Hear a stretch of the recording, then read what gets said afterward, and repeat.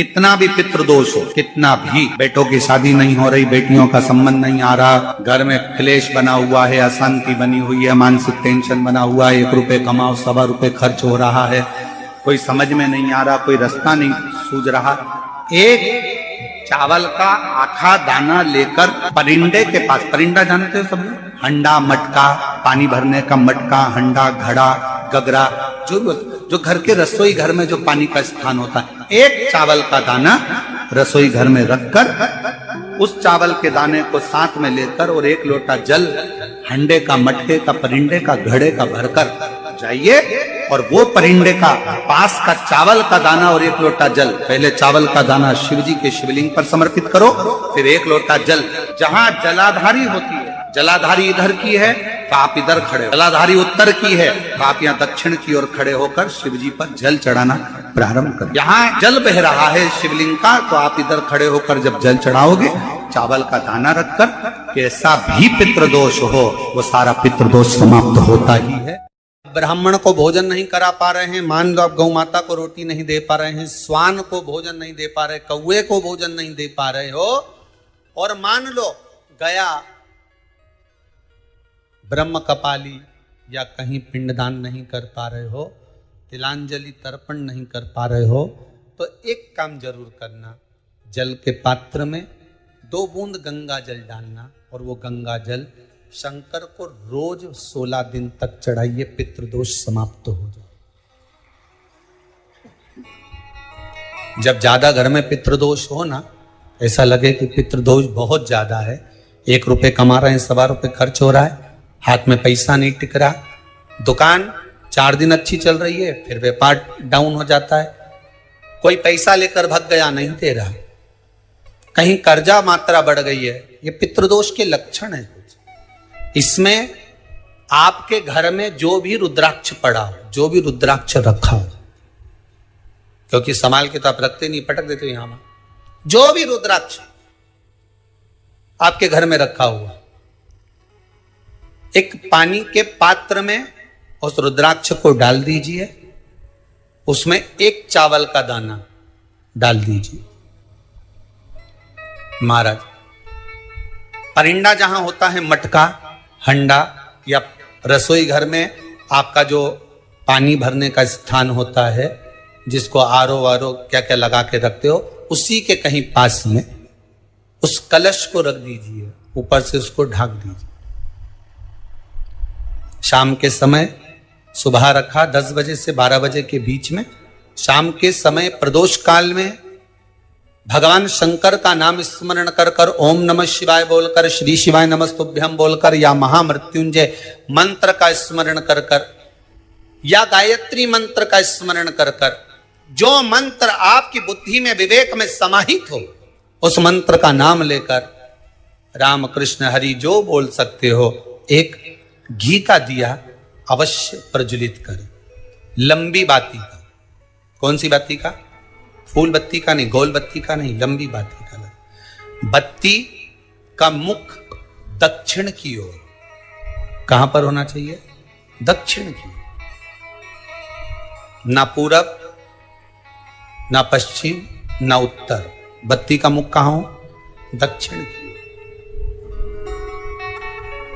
जैसे श्राद्ध पक्ष में ब्राह्मण को जब भोजन कराते हैं तो ब्राह्मण का मुख श्राद्ध पक्ष के भोजन कराते समय अगर पूरब, पश्चिम और उत्तर का होता है तो श्राद्ध के भोजन का फल नहीं मिलता, उसका मुख दक्षिण का होता है तो हमारे घर के जितने भी पितर उस तिथि में गए होते हैं सबको उसका भाग मिल जाता है और पितृदोष समाप्त हो जाता है। इसलिए ब्राह्मण का मुख श्राद्ध पक्ष में भोजन कराते समय दक्षिण का होना चाहिए।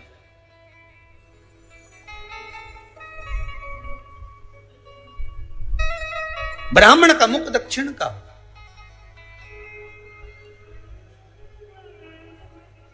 यहां तक शास्त्र कहता है, महाराज अगर गौ माता को श्राद्ध पक्ष में अगर भोजन दे रहे हो तो गाय का मुख अगर दक्षिण का है, गाय का, आपका मुख भले उत्तर का हो, गाय का मुख दक्षिण का हो, आपका मुख भले पूरा पश्चिम नहीं का, गाय का मुख अगर दक्षिण में है, अगर आपने दक्षिण में गाय को खड़ी कर रखा है और दक्षिण में उसका मुख और आप भोजन दे रहे हो, तो शास्त्र कहता है कि किसी पिंड की जरूरत नहीं पड़ती, गाय स्वतः कल्याण कर देती है। गौ माता स्वतः कल्याण कर, दक्षिण मुखी हो। तो दिए की जो बाती का मुख कहां होना चाहिए? दक्षिण का। और दक्षिण का मुख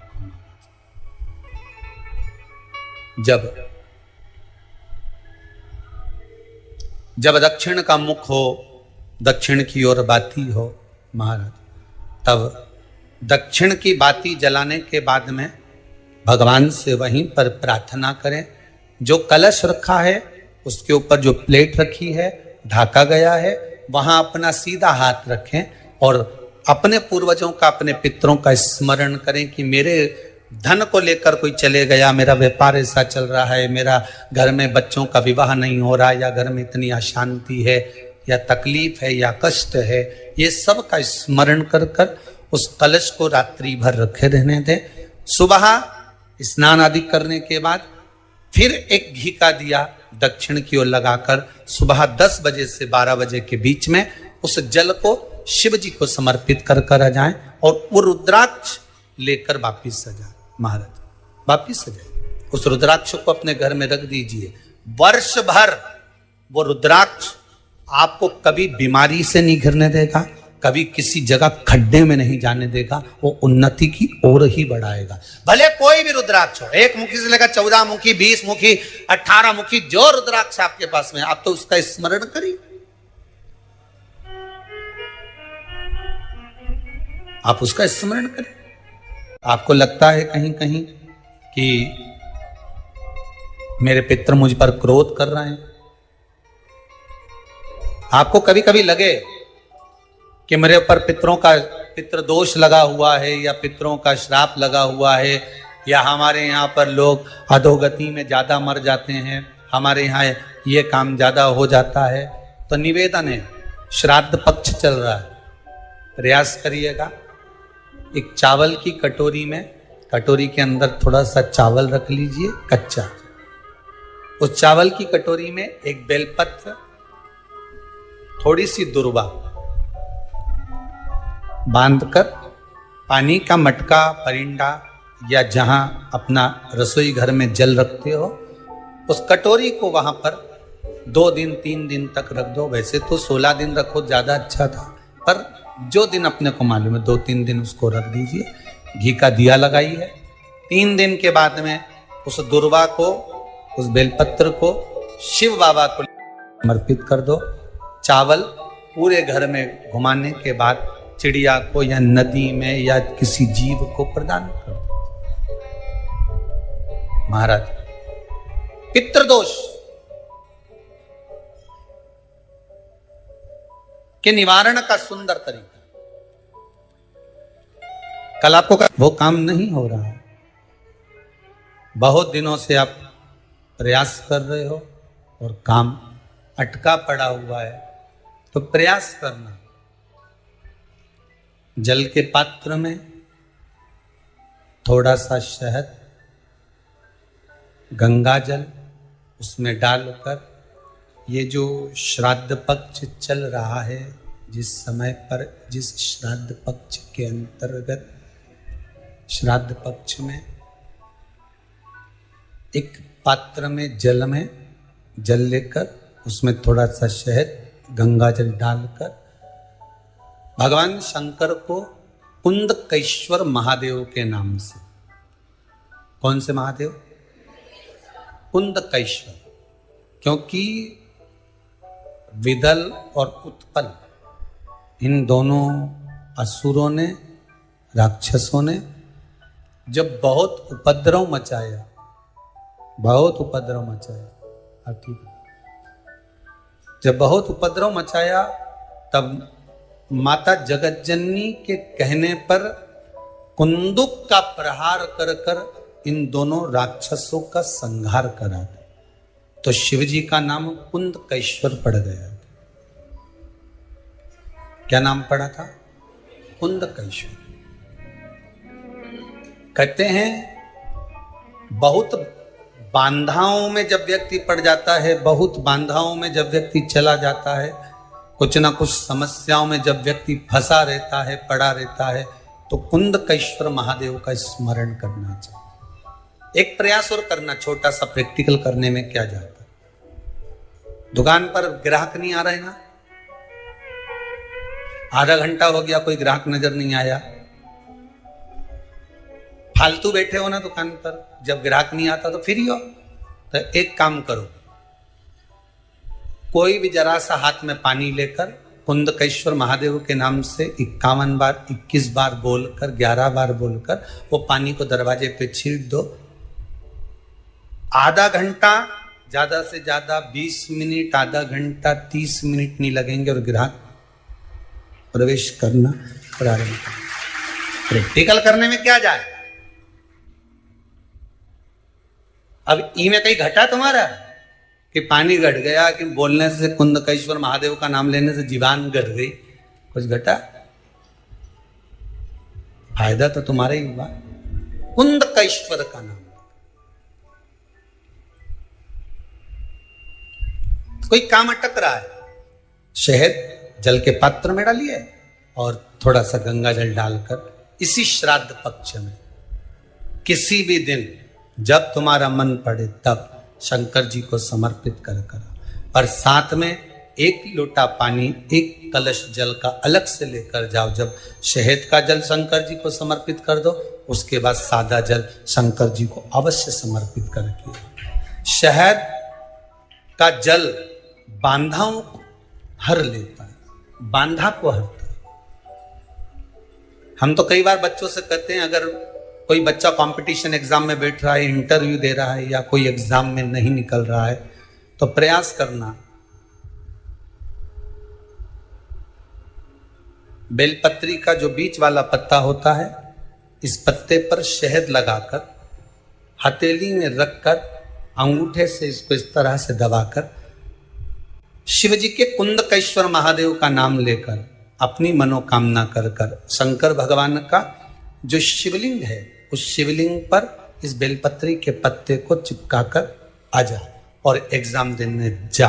बाबा निपटे का सब काम कर। जिस बालक बालिका का जॉब नहीं लग रहा हो, सर्विस नहीं लग रही हो, नौकरी नहीं लग रही हो, जगह जगह पहले करते थे जॉब, अब छूट गई, 2 साल हो गए, 3 साल हो गए, सर्विस नहीं लग रही हो, बहुत प्रयास कर लिया हो, बहुत प्रयास, तो महाराज काली तिल्ली को पीस कर उसको जल के पात्र में डालकर अपने घर के मटका, परिंदा, पितरों का जो स्थान होता है, जलाशय होता है, उसके पास में एक पात्र में रख दीजिए। बेलपत्री या बट का पेड़ या पीपल का पेड़, इस वृक्ष के नीचे एक रात्रि तक रखे रहने के बाद में दूसरे दिन अपनी कामना करकर, जिनका जॉब नहीं लग रहा, सर्विस नहीं लग रही, नौकरी नहीं लग रही या कहीं उलझने उत्पन्न हो रही है, उस व्यक्ति को हाथ में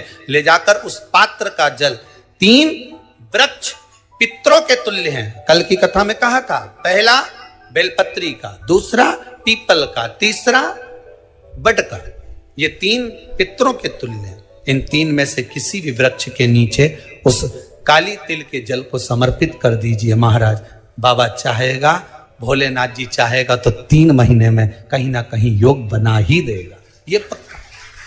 बाबा पर विश्वास रखो, शंकर भगवान पर भरोसा विश्वास रखकर आप कार्य करेंगे, क्यों ना हो।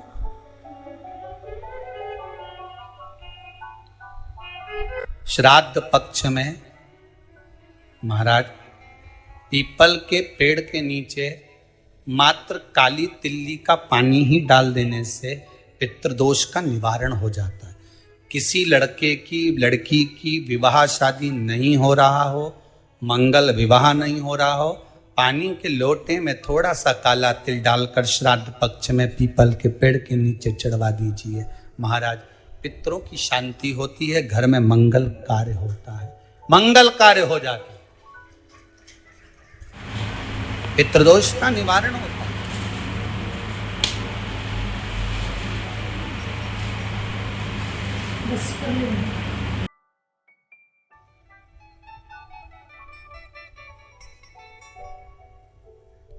बहुत रोग घिर गया, ऐसा लग रहा है कि बहुत बड़ी बीमारी शरीर में आ गई है, वो मिट नहीं रही। बीमारी बहुत बड़ी है, नहीं जा रही। सरसों का फूल भगवान शंकर को चढ़ाना प्रारंभ कर दो। सरसों तो आप अपने घर के अंदर भी बो सकते हो, उसमें पीला फूल ही जाता है। शिव जी को चढ़ाना चालू कर दो, बीमारी समाप्त होना प्रारंभ।